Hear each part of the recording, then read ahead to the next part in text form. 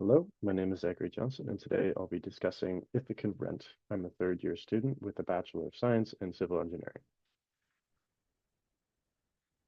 Come on. Today we'll be discussing Ithaca, New York, which is the location of Cornell University and Ithaca College. Due to a number of factors over the last couple of decades, the last number of years, rent has been rising at a unstoppable rate with no end in sight. This is due to a number of factors, including Ithaca being desirable in terms of a place to live, the available jobs, and the ruralness of the location, as well as all the amenities that it has with this ruralness. It's a rare combination that's very desirable, and for the general renting population, this is causing a lot of issues as consumer trends tend to go up. Ithacans are suffering. In terms of Ithaca renters that are here year-round, 56% of renters spend 30% of their total paycheck on rent, and 41% of total renters spend over 50%. If you've ever been between housing, it's incredibly stressful. If you have to just be working to get money on this thing that just perpetually is there, it doesn't leave a lot of time for well-balanced life. It doesn't leave a lot of time for other obligations if you have kids, elderly people nearby that are in your family, or anyone with disability or health issues. It's really a difficult thing to deal with. And so we need to find a way to fix this so that Ithacans don't really have to deal with this giant thing that looms up on the hill over them and is causing problems. And one of the ways that we can do that is rent control. Rent control helps Ithacans keep home, and it's found to be effective. Two things that the there's a lot rent control is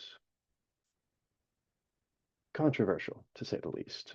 People don't like it if they own properties because it allows them to not profit as much. And there's also a question on its legality in a way, to the point where this has been brought to the Supreme Court in a case called Block v. Hirsch from 1921. And that case discussed that the government was taking rent profits away from homeowners that were renting out their properties, and it was considered like an unlawful possession by the government. So rent control has had a history of being controversial, but studies actually show that it while it is controversial, it doesn't actually affect the value.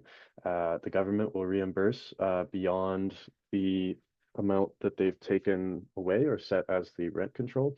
And then housing markets are shown to be unaffected by rent control. They're completely separate and mainly independent.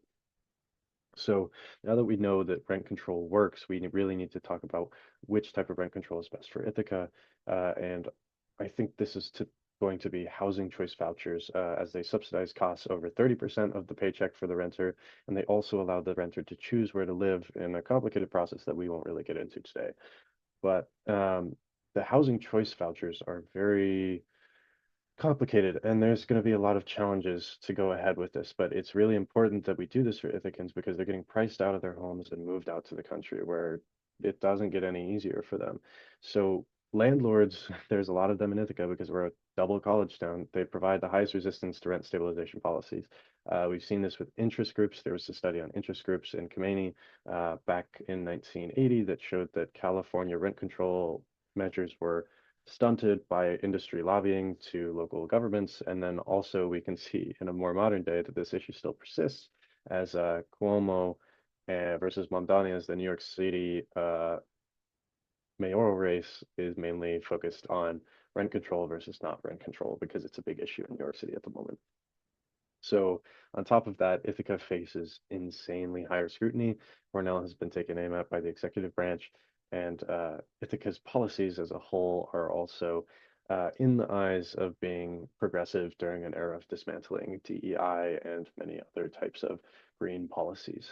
So these two things are going to be challenges, but with your help and uh, involvement in local government and advocating for rent control, you can help Ithacans build a better tomorrow. Thank you.